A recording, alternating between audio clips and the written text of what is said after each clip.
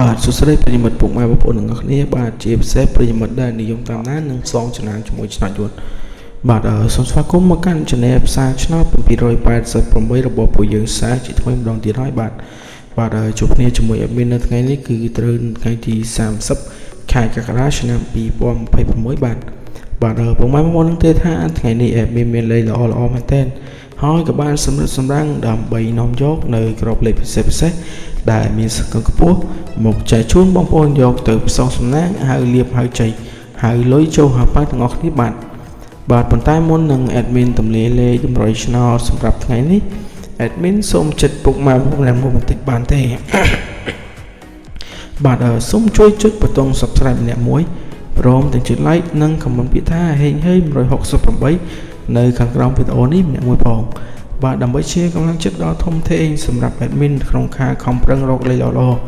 លេខឈុតមកចែកជូនបងប្អូនយកទៅផ្សងសំណាងដល់កថ្លៃជារាល់ថ្ងៃបាទហើយការចុច subscribe នេះដែរក៏ដើម្បីឲ្យពុកម៉ែបងប្អូនអាចទទួលបាននៅវីដេអូតម្រុយឆ្នាំមុនគេ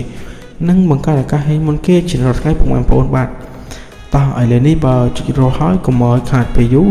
យើងទៅមើលលេខសំណាងថ្ងៃនេះទាំងអស់គ្នាបាទបងប្អូនចំពោះលេខត្រេងពីខ្ទង់ដែល admin បានសម្រិតសម្រាំងសាំងចាសម្រាប់ថ្ងៃនេះរួមមាន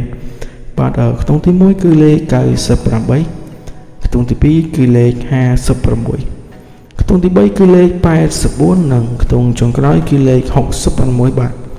បាទចំណែកឆ្នោត3ខ្ទង់មួយម្ដងដែលជាលេខធំលេខបុកប៉ុសបងប្អូនអាចយកទៅលេងកុនបានគឺមានលេខ627គុណនិងលេខ379គុណបាទទីឲ្យបងប្អូនដែលចូលចិត្តលេងលេខអុកខ្ទង់ដើម្បីការពារនិងធានាសុវត្ថិភាពខ្ពស់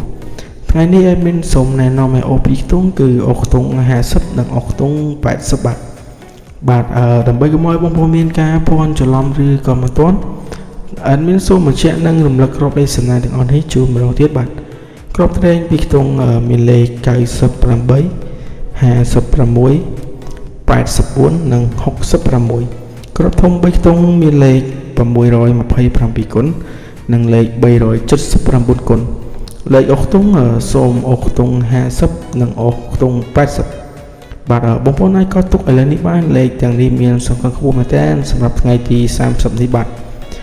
ឥឡូវនេះម៉ោងវេលានៃការចែកអំរយពី Channel ឆ្នោត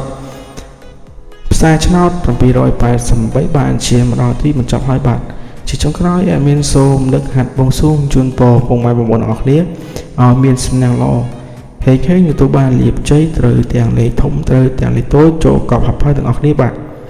បាទជំរាបលាសូមជួបគ្នានៅថ្ងៃស្អែកជាបន្តទៀតជាមួយ admin ដដែលបាទសំណាងល្អទាំងអស់គ្នាណាបាយ